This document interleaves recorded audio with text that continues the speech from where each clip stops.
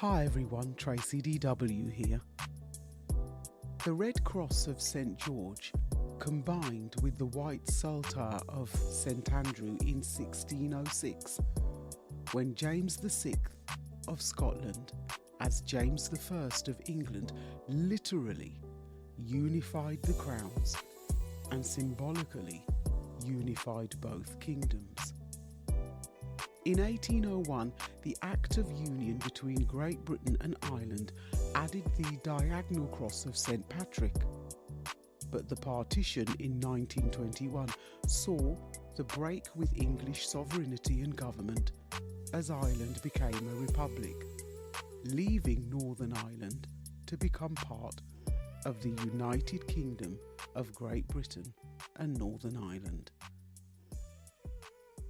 A union of faiths from a union of saints. A life transformed for humility, service and devotion to God and their fellow men. A litany of good works, miracles and martyrdom, leaving a lasting legacy of immortality. Is this what we think of when we think about the Union Jack? In modern-day society, the union of the four nations is experiencing a phase of stress tests. While one referendum in 2014 threatened the union internally, another referendum in 2016 resulted in the breakaway from an external one. Though Christianity always has been the predominant religion, there has been a sharp decline in the number of church attendees as people lose their faith in the moral and social contract that has been held sacred for so long. They search for some sense of inner truth as to why the system has failed and instead place their faith within ideology that finds someone else to blame and puts others in their place. Such lurches towards the far right warns us that extremism is never too far away and is always a threat. The Union has always strived to make room for other faiths and cultures, but has it achieved the integration that it aspires to? The wars in Ukraine and the Middle East, as well as other conflicts, such as that in Yemen, exposes the divide in people's opinions and also in loyalty. The news of the death of 7 aid workers killed in Gaza with bombs supplied by the UK challenges the Union's foreign policy in relation to adhering to international law. It causes us to question our morality and what we are prepared to stand for, and we realise that, as far as unity is concerned, especially the one that the Union aspires to, we may still have some way to go. As I write this podcast episode, it's an overcast but dry evening in Watford, UK, and I, like many, are listening to commentary and enjoying images, courtesy of NASA, of the solar eclipse making its way across the US. I remember with fondness the eclipse that took place in 1999 on the day that marked a milestone birthday for me, and I look back over the milestones that have taken place in my life so far and contemplate the challenges and triumphs yet to come. I wonder what challenges and triumphs will mark the era that this eclipse brings. As well as overseas conflicts, many may feel that the cost of living crisis, violence and misogyny, and the flow of illegal migration becoming more intense threatens the ease and comfort enjoyed for so long, and now undermines our peace bubble. As our social norms are tested in this way, we wonder what kind of world and future will we leave for our children and grandchildren. What is in a flag? We should be able to find security, belonging, shared values, unity, and patriotism. But have we let the wrong values and the wrong movements hijack the Union Jack? And if so, how can we claim back the Union Jack?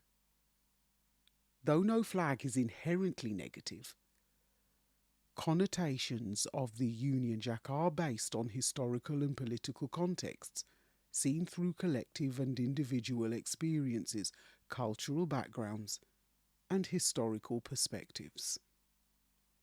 Such negative connotations have their roots in the phenomenon of the British Empire, where the Union Jack came to signify expansion of British rule through exploration, exploitation, and colonization. The flag also bears the reminder of imperialism and the negative impact of British rule on the indigenous populations in these colonies, causing displacement, tribal conflicts, trauma, physical torture, and loss of identity, customs, culture, and history. The British Empire has its origins not within the rule of government or warfare, but through the documents of a corporation. Formed in 1600 with a royal charter granted by Elizabeth I, the British East India Company began to trade with India and the East Indies, establishing its first factory in Surat in 1612.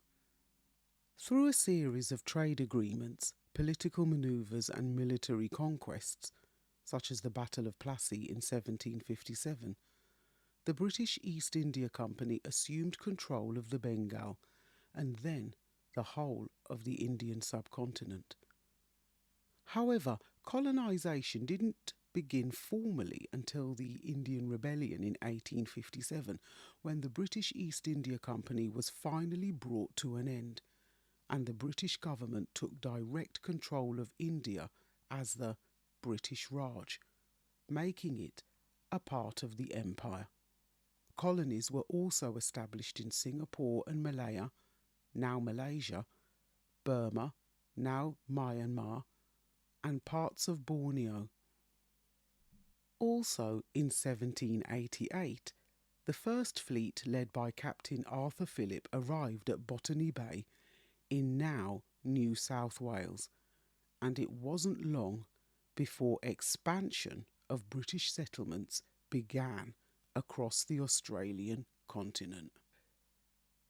Colonisation happened through the more conventional sense elsewhere, such as in the Americas and the Caribbean, with the first colony founded in 1607 as Jamestown, now in present-day Virginia, and then colonies in Plymouth, Massachusetts in 1620, Maryland in 1630, and the North and South Carolinas in 1634. Colonies of which form the 13 colonies and the origins of the United States. This also coincided with the founding of Quebec City in 1608 by the Frenchman Samuel de Champlain. However, by 1763, following the 7 Years' War, most Canadian territory claimed by the French was eventually ceded to the British through the Treaty of Paris, marking the beginning of British colonial rule in Canada. My poetic narrative, Caribbean Rush, tells the story of England's early attempts to colonise the Caribbean, with their first encounter in Guyana and St. Lucia in 1609. However, it was not until 1623 that the British settled in St. Kitts, followed by Barbados in 1625, Jamaica in 1655, through the Anglo-Spanish War and the Treaty of Madrid in 1670, and Trinidad in 1797, seized also from Spain during the Napoleonic Wars through the Treaty of Amiens in 1802. Britain never colonised China, though it forced China to open up to the Europeans through the open door policy imposed by Britain and the US. As it was already being used as a base for its naval ships, Britain seized possession of Hong Kong during the First Opium War and the Treaty of Nanking in 1842. The Second Opium War and the Convention of Peking in 1860 saw British expansion to the Kowloon Peninsula, and both island and mainland were secured in 1898 through a 99-year lease in the Second Convention of Peking. Britain handed back Hong Kong to China when the lease expired in 1997. My poetic narrative about the Berlin Conference 1884-85 presents a perspective which tells of the formalised division of the African continent between Britain and other European nations. Britain established colonies and other protectorates such as modern-day Kenya, Uganda, South Africa, Zimbabwe, formerly called Rhodesia, Zambia, formerly called Northern Rhodesia, Malawi, formerly called Nyasaland, Ghana, formerly called the Gold Coast, Sierra Leone, Gambia, Sudan and others. These and other colonies were exploited for their natural resources and cheap labour, and became central to contributing significantly to Britain's economic wealth and geopolitical advantage across the globe. So, with all this in mind, how can we claim back the Union Jack? In terms of what a country's flag should or should not signify, it's about who professes to own it and in what ways ownership is claimed. While the Union Jack has had these negative associations relating to imperialism and empire, the end of colonialism did not automatically bring about a reversal in positive perspectives about the flag. Why might this be? Maybe it's because the Union Jack also represented opposition to decolonisation and post-World War II immigration to the UK, as certain sectors of the political class felt that decolonisation and a changing demographic was a threat to Britain's wealth and global reputation. This was in contrast with the populations of Britain's former colonies, who had historically viewed the flag with positive connotations as symbolic in perpetuating the myth of the mother country. A myth obliterated by the reality of today's diasporas, who continue to assert their equal rights, reconnect with their identities, and establish their own cultural revivals. And as for post-colonial indigenous societies, a growing number are considering the value and the validity of the other union, the post-colonial union of the Commonwealth, as they contemplate whether to remain sovereign or go all out republic. If you liked this podcast, then stay on this listening platform and check out my other podcast episodes related to this one, such as Parliament and Empire and Parliament and Empire, the Conservative Monday Club, and What's the State of the Union, and finally, What's the State of the Union, Northern Ireland Revisited. These episodes are all from the 3rd season. And don't forget what I call the heart and soul of the Stories to be Told movement, my stories or poetic narratives, Caribbean Wind, Caribbean Rush, Nights at the Round Table, the Berlin Conference 1884, and Gone with the Wind, Macmillan's Speech for Change. These are all available on the website in paperback, on Amazon in Kindle format, and in ebook format at Apple Books and all other digital platforms. Also, the publication of the latest 4 titles. Now, if you want to find out more, just visit storiestobetold.com and check out the learning platforms for The Journey's End, Giving Back Hong Kong, Bite from the Big Apple, A Story for New York, Hope for Zimbabwe, Arise the Phoenix, and A Story for South Africa. Visit storiestobetold.com for my latest newsletter and promotional giveaway for this month for one lucky person on my email list.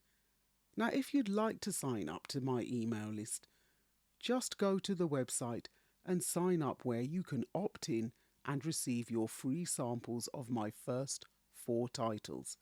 But it's also an opportunity to enter the draw for a monthly giveaway. And if you're a regular listener, why not enter the Name That Podcast challenge? There are 3 parts or 3 options to choose from. You can enter the competition by naming the 5 episode clips from just one of the options and just email me your answers. And that's it. You're in the draw with a chance to win an exclusive Stories to Be Told merch bundle. It's as simple as that. 3 winners will be announced on my live event in August. And finally, remember that you can also send me an audio message on the SpeakPipe link, which is also in the show notes. So don't be a stranger. Feel free to like, follow and share us on social media when you visit the website. Just click on to whichever social media link you would like to follow us on. And, as always, it's a pleasure and a privilege to share my learning journey with you in this podcast series, and I encourage you to either begin or continue your own. History is a matter of fact or perspective. I'm Tracy DW, and this is a Stories to Be Told podcast. Stay safe, stay well, stay blessed. Thanks so much for listening again, and I'll see you on the next page.